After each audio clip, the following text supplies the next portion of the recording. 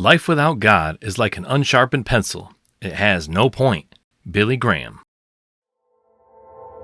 You're listening to the Think Twice TV podcast.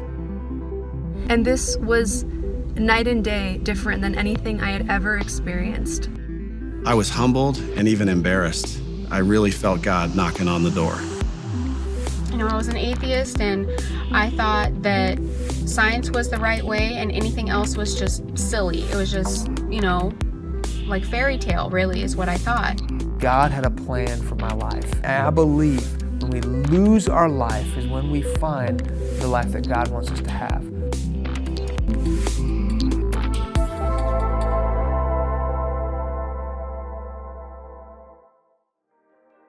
Hola, shalom, and jambo. I am your hardworking host, Dan Henderson. Back in the day, I was court-ordered to attend Alcoholics Anonymous. Yes, AA meetings. It didn't cure me of my alcoholism, but it did force me to hear some hard truths. And one of them was, keep it simple, stupid.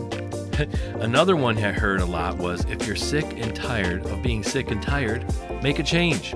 This episode is entitled Simple Truths, and we'll hear Felipe's story of a simple opening the door to change as he mentally let God in. We will also hear about the simple country boy turned worldwide evangelist, Billy Graham, in the Heavyweights of Faith, brief biographies of great believers who changed the world. Now I know you're busy people out there, so let's get right into it. So I got to the place in my life where basically I had my own home, I had a wife, I had 2 kids, I had a 66 MGB, and as a child I had said, when I achieve this in my life, poof, happiness should be there. And yet I was the most miserable person on the face of the earth. And yet at this point in time when I was sort of empty, when happiness eluded me, my wife started going to AA. And when she came back from AA, she had this almost cherub-looking face. I used to say, I went to college, I did all these things, you didn't do half of that or even 1/3 of that. How dare you have the happiness that I think should be attributed to me?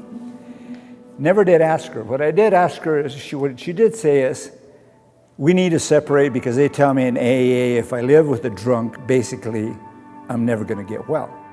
I was sort of happy in a way because we had sort of killed our love for each other. Our boys were 5 and 8. So I basically got my stereo, my MGB, drove away from the house to a singles apartment closer to work.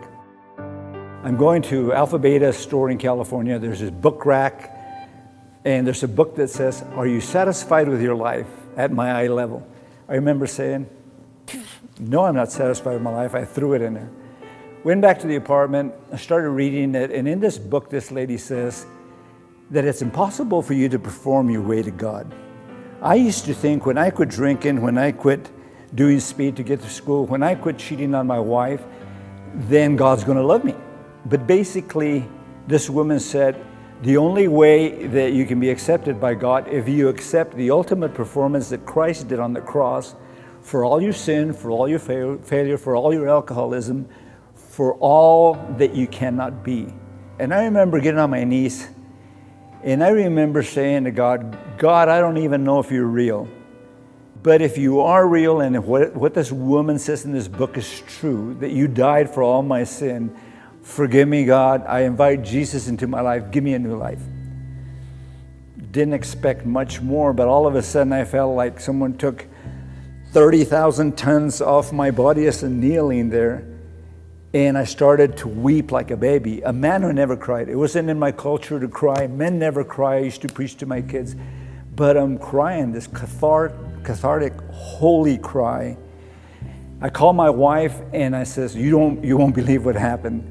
She says, oh yes, I will, because in AA they told us, if you don't pray for the people that you hate, you will continue to drink. My drinking, my doing speed, my running around, my sin was gone. Not only gone for the moment, it was gone. My wife and I moved back together again. And still, once you've destroyed a love, it's not easy to bring that back. But God has a way of intervening and giving you the tools. So God began to restore a marriage that everybody had probably taken bets on. If anybody cannot make it, it's those two. We were so dysfunctional. Yet God in His mercy and grace invaded our space and made us whole. I've been serving God now for 40 years. He's brought me through so many trials and tribulations. What can I say other than I love Him and to Him be the glory.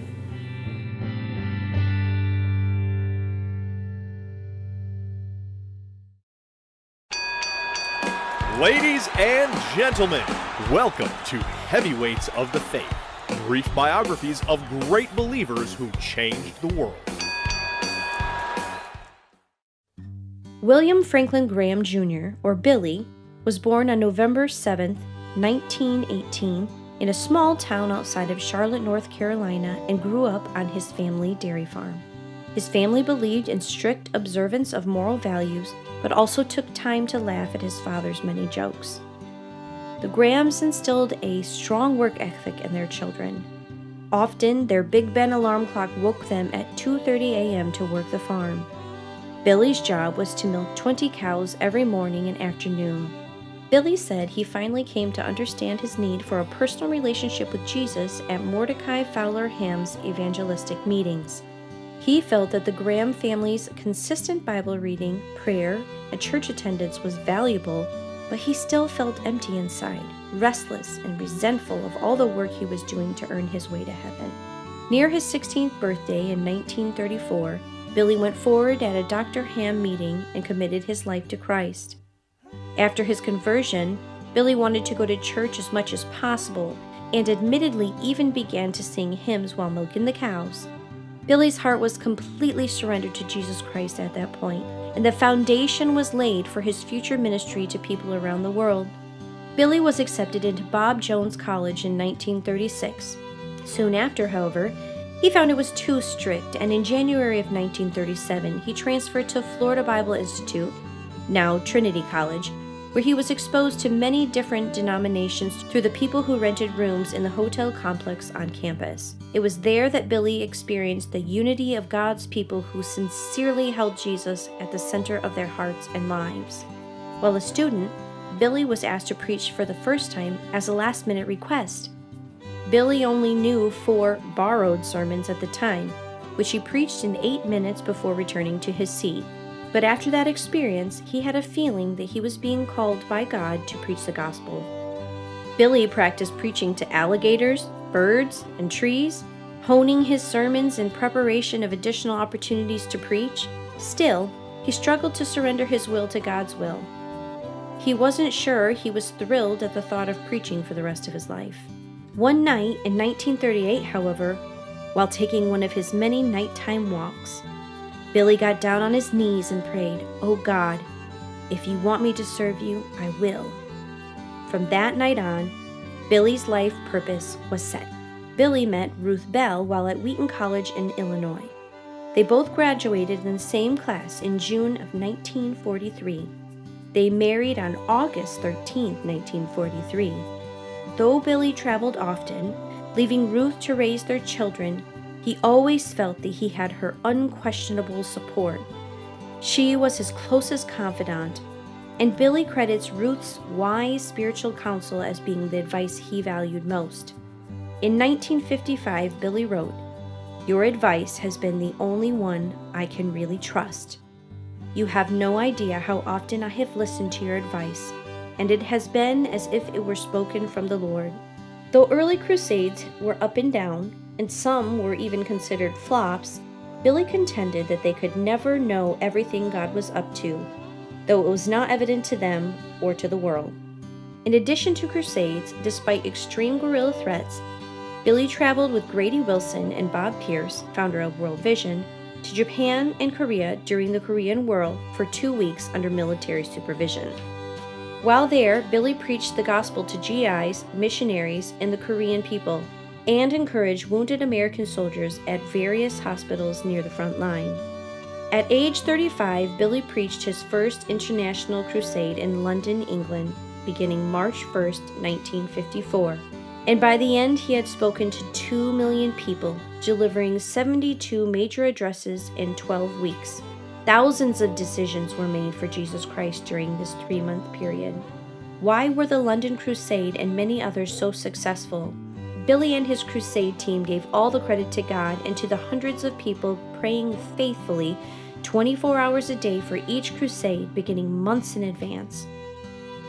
Risking his life on small planes and at various crusade events in nearly a dozen African countries and the Middle East, Billy preached from January to March 1960 in 25 cities and 75 villages with a consistent message: following Christ is the only way to lasting peace. The largest crusade audience in the history of Billy's ministry assembled in Seoul, Korea in 1973. Even Billy was amazed as more than 1 million people gathered to hear his famous evangelistic messages.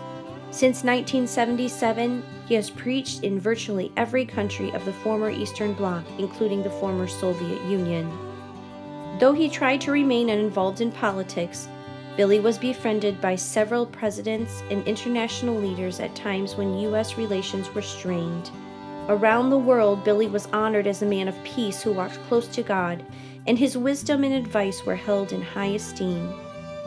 Ruth Graham Bell passed away in 2007, leaving behind Billy, 5 children, 3 sons and 2 daughters, 19 grandchildren, and numerous great-grandchildren. All 5 of Billy and Ruth's children serve actively in various ministry capacities throughout the world. Reverend Billy Graham died on February 21, 2018, at the age of 99. His funeral service was held outside the Billy Graham Library in Charlotte, North Carolina, on March 2, 2018. His final book, published in 2015 by W Publishing Group, an imprint of Thomas Nelson, is titled Where I Am: Heaven, Eternity, and Our Life Beyond. During his life as an evangelist, Billy preached at national and international crusades, reaching more than 215 million people in person, and millions more through radio, television, film, and webcasts.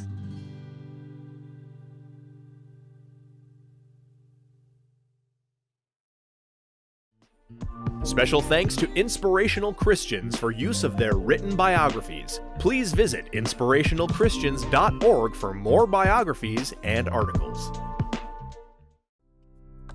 D.L. Moody once said, "God sends no one away empty except those who are full of themselves." The truths of God are simple. Seek and find, humble yourself to be exalted, forgive to be forgiven. Whenever my life gets too complicated or stressful, I go back to the tried and true basics. Am I spending enough time in prayer? Is my Bible collecting dust? But what amazes me most is how quickly my heart responds to God's simple medicine. So if you're out there fighting your own battles, tap into the fast-acting medicine of simple faith and obedience to Jesus. Well, thank you so much for listening. Hey, share this podcast with somebody. Help us get this out there so we can reach more people. As always, I want to leave you with a Bible verse. This is from Jeremiah 23:29. "Is not my word like a fire, declares the Lord, and like a hammer that breaks a rock in pieces?"